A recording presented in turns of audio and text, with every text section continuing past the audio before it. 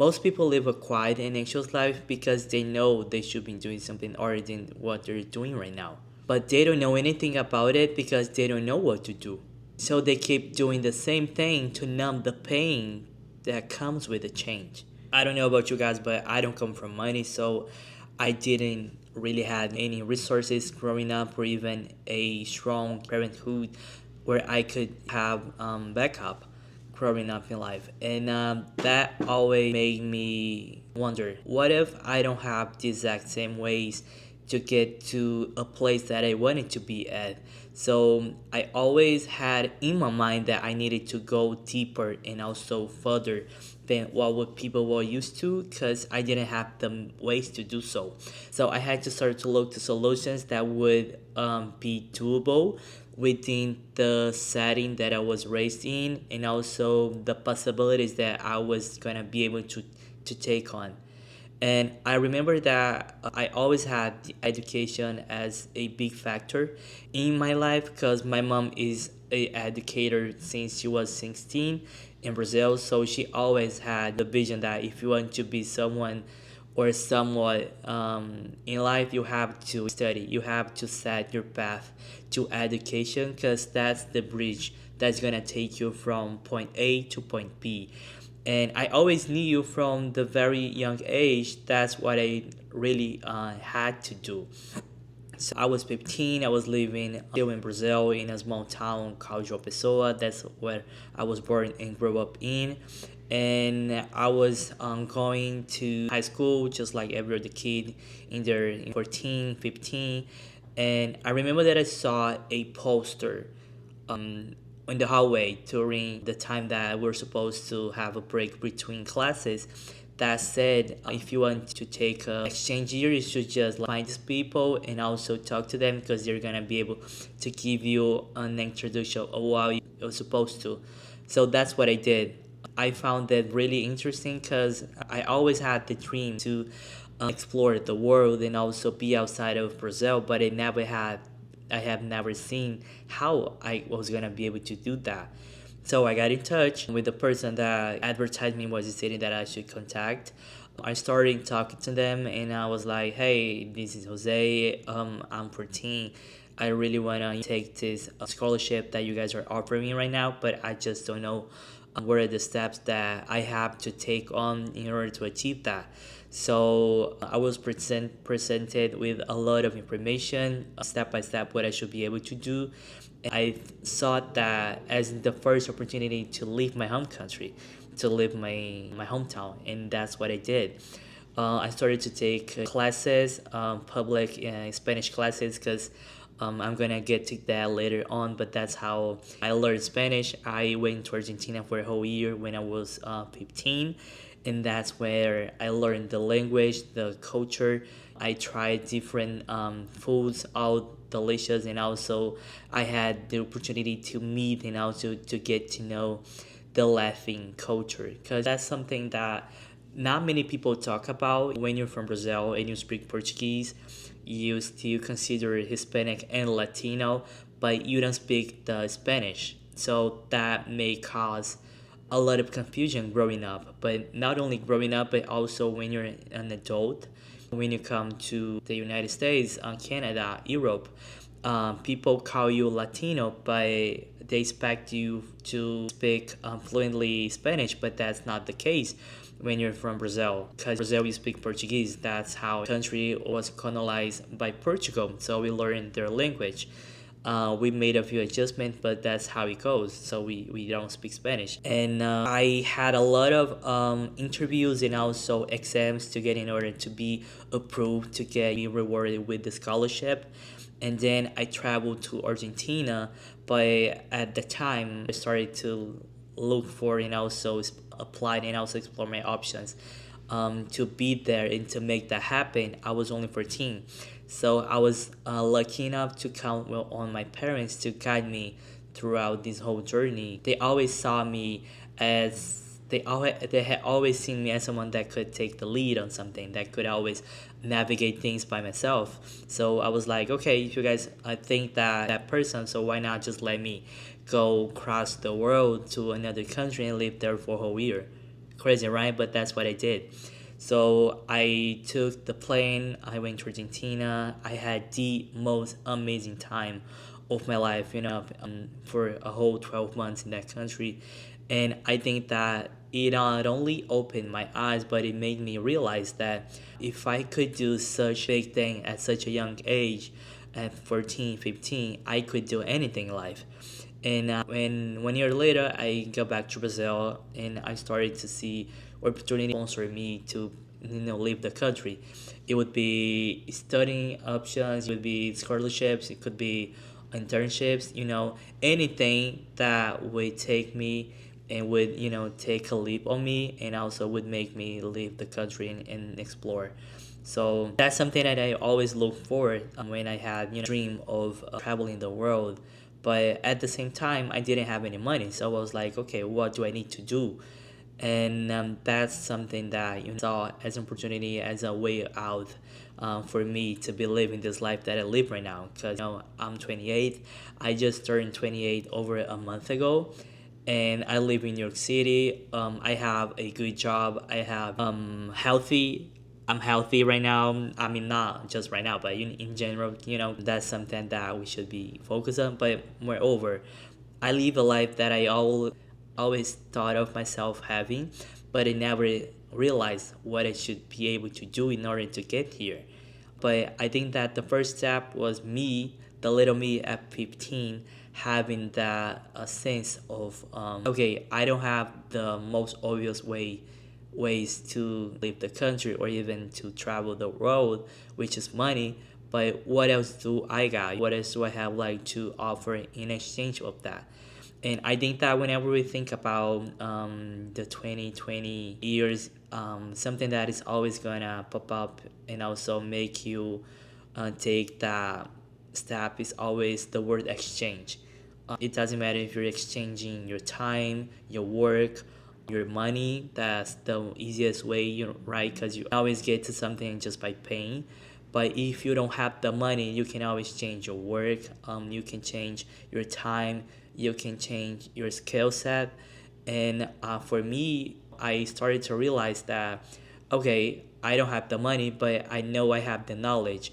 So I think I can make that my starting point to show people that if you sponsor me in a way that I'm gonna be able to return that and bring that back to my community, I'm gonna make you proud. And as I said before, my mom was a teacher since she was 16, so she was always teaching us a lot of different stuff and a lot of different topics. She usually studied for children between 2 to 10 years, related to Portuguese, the language Portuguese. But she always had in her that sense of teaching others and also having the patience to move forward when thinking about something that you need to get done. So I think that I learned from her not only how to extract the best knowledge out there, but also do my research, but also how to deal with people, because I'm really proud of myself is just the way that I communicate. I think that I don't think that I know for sure that I communicate very well, and also the ideas that I'm thinking I can always cross fact what I'm thinking to make the person seem in the way that's gonna make sense to her, because it doesn't matter how you're saying, but also it matters how the person is responsible for receiving that is gonna get the message, right? Because you can say ABC and the person can understand FEG, but that wouldn't make sense because that's not the primary question or even the primary message that you told her.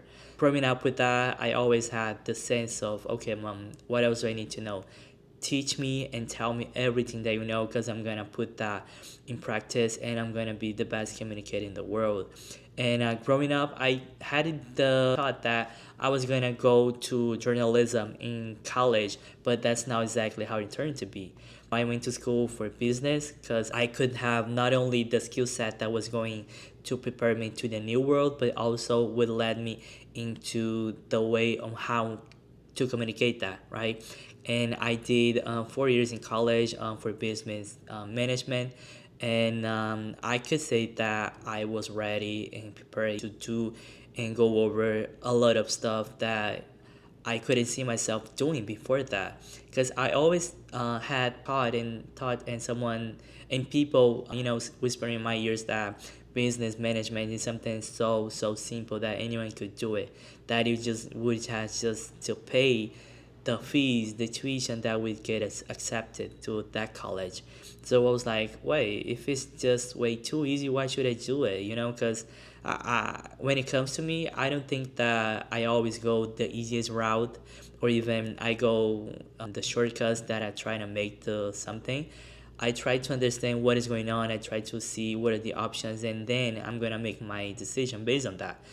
But I was like, you know what? I'm gonna take a leap on this. I'm gonna take a thing, and also at least doing 6 months of this. So that's what I did, and I gotta tell you that the first month into this college, the business management classes, I was so blown away by the diversity of studies that what was happening at the time, and I was gonna have international trade commerce. I was gonna have mathematics. I was gonna have business. I was gonna have English. I had geography. I had a lot of stuff that I didn't see that coming, if it doesn't make sense. So I think that business college prepared me to a much bigger picture that I could not see myself doing or even painting later on. Because right now, that's what I'm doing right now. Working as a business and finance manager, that makes me see and also take the biggest overview whenever it comes to the companies within the group that I work for. But that's also something related to how I act in the world. Because I think that whenever you're trained and you have the expertise to deal with business deals, you always get a sense on how to deal with people, not only because people can be different from their work personal life, but also in the work life, because that's also related to how you're gonna be able to balance work and personal life, right? So I see that having that expertise is something that you should be able to get it from. That's something that I was thinking as well. And the biggest leap, the biggest jump that I took was understanding that, okay, I don't have the main way of getting into those stores. What should I do? How can I get access to that? So I saw education as one of the main things that would be able to take me from one point to the other point, and also understanding what I had in my mind, what my goals are, and also writing down. I mean, it may sound silly, but whenever you write down things, you get a easier picture of what you're supposed to do. It doesn't matter if you're starting the day writing down what you're supposed to do, what you're supposed to get done to that day, or even if it's at the end of the day, what did I do today? Okay, so let's from 1 to 10. I did A, B, C, and then I was able to get C, D, E, F done, and that's something that maybe G I couldn't get delivered today, so I'm gonna be able to do it tomorrow. But it sounds a little too prehistoric, I know, but trust me, it's gonna make a lot of differences. And also, when you're able to write down your ideas, where you have it done today, you don't have to have a specific thing to write about. You can always write about anything. You can write about how you're feeling today. You can write about what you did on that day. You can write about what you have plans for the next month, the next year, your New Year's resolution. You can have anything set to define where you're gonna be able to visualize, because I think that not only many people, they are very visual, but they tend to have real actions when they can write down things that they're thinking and they're believing to happen. So I think that this is the best ways to know where you're doing is to write down, and also to write about anything. So as I said, you don't have to worry about any specific niche and specific topic. Just start writing. Just start writing, and that's how you're gonna get from 1 to 2. I believe that from point number 2 to point number 3 is having the sense of vulnerability.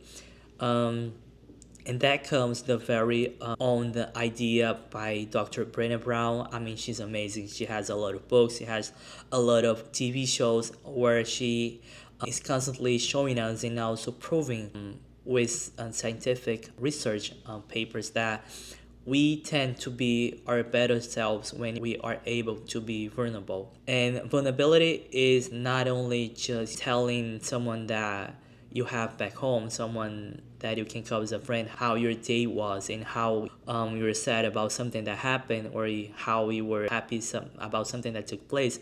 But being vulnerable is also being just who you are and being, true to yourself.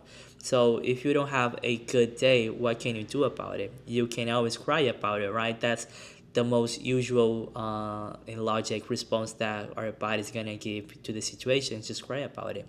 But I think that whenever we are vulnerable and also open to experience that feeling and recognize that we're going through that and we're gonna get over that, we're gonna overcome that, that's something that we should all be able to do. Because I'm gonna give you guys a little backstory of how I started to be vulnerable to myself, and also not only to myself but the people surrounding me, just by creating this YouTube channel. Because here I started creating and also vlogging and also talking to you guys for a year now. So that was like December 2023.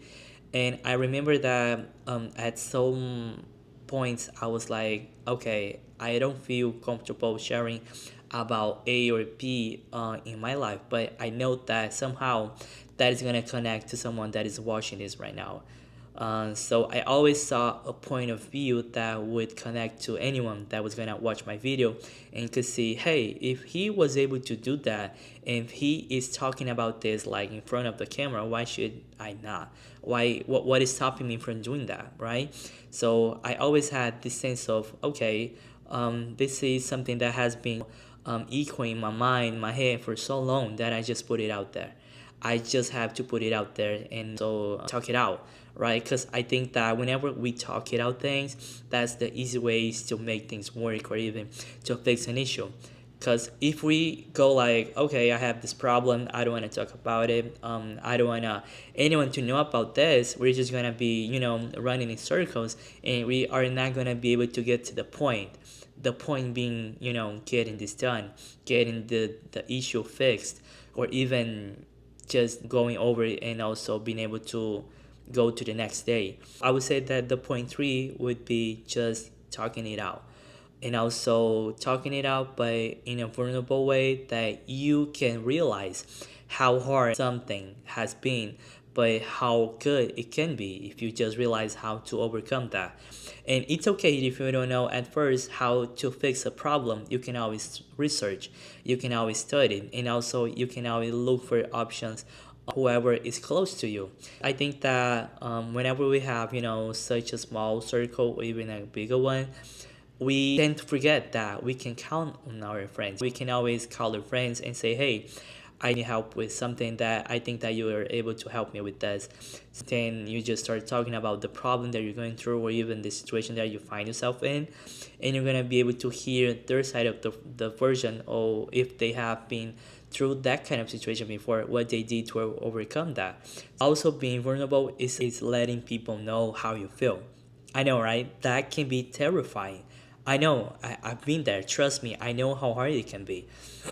But letting people know how you feel and also how you see yourself at the moment may open doors for an open and honest conversation.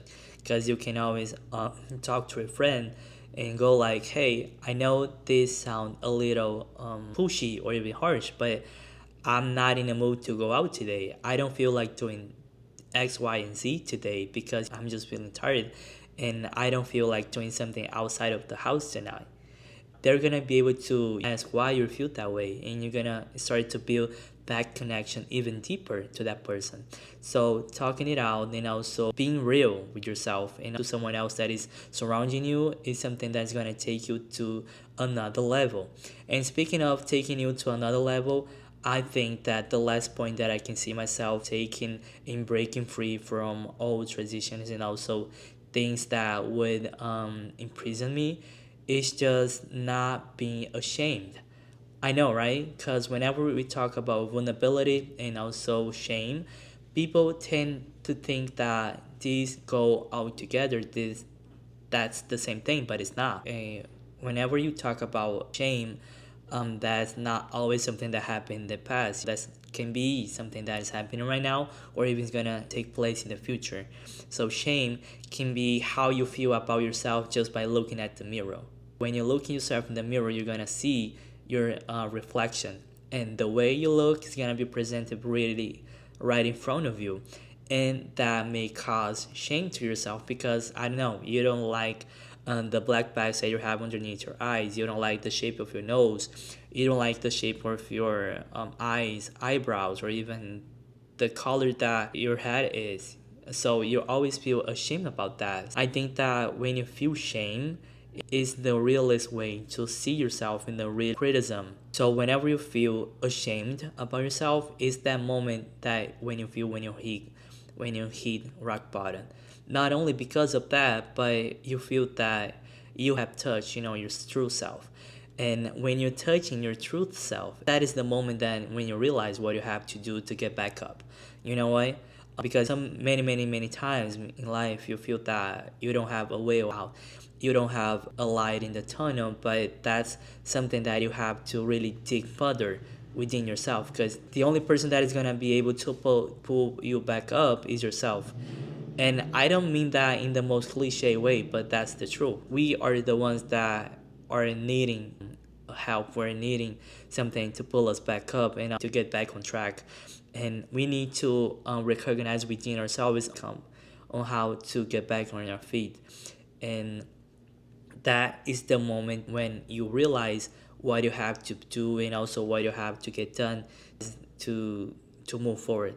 And when I say that we should write more, I think just write. There's no reason for writing.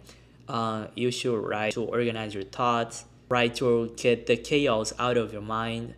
The moment that you realize that you have hit a rock bottom is when you need to throw your mind off the deep end. You have to set new goals, you have to get access to new information, you have to get new opinions, and it's okay to have new opinions after so long. It's okay to change your mind based on something that you think you had already knew or everything about that in the past. And that's only going to happen when you're ready to take the change to do something about the life that you're living right now. Because it's not going to make any sense just to hear, to write, but now also not taking action. The writing and the thinking, the writing, the being vulnerable, the feel shame to talking it out, it's only going to make sense if you're being able to take action. And taking actions is having the clear path of where you should be able to be and what you need to do in order to get there. If you just got here, I'm Jose. Welcome to my channel. Make sure to subscribe, leave a like, leave a comment, let me know what you think in the comments.